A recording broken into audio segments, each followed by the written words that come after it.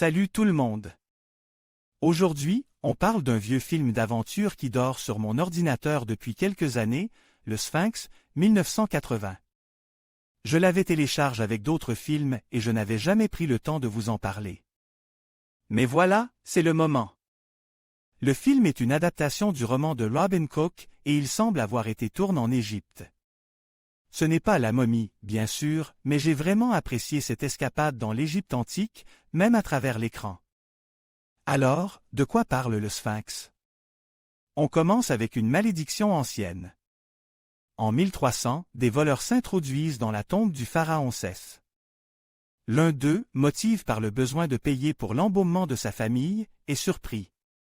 Après torture et exécution, il lance une malédiction sur ses bourreaux. Cette malédiction, ou peut-être la peur qu'elle inspire, pousse le chef des gardes à mettre au point un système de protection pour la tombe, qui durera des siècles. L'aventure commence à notre époque. Erika Baron, une jeune égyptologue, étudie au musée du Caire les notes d'un archéologue mort, victime supposée de la malédiction des pharaons. Elle se rend ensuite dans une boutique d'antiquités où le propriétaire lui montre une statue de pharaon avec une inscription mystérieuse. Mais l'antiquaire est assassine et Erika s'échappe de justesse, récupérant une note et un livre à livrer à Luxor.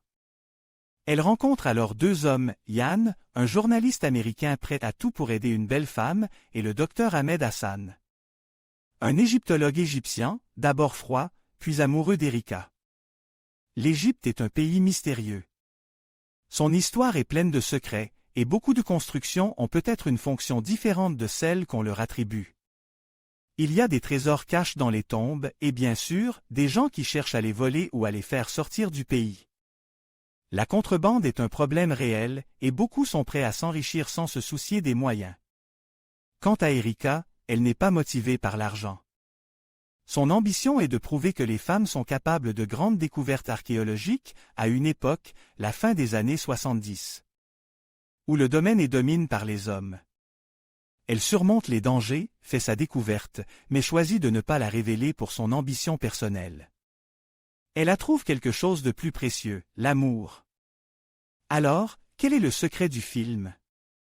Il y a des siècles, un architecte a créé deux tombes, une simple et une autre, cachée, remplie d'or et de trésors. C'est cette seconde tombe que la famille d'Ahmed a découverte, mais ils n'ont pas pu profiter de ces richesses sans risquer de révéler leurs secrets.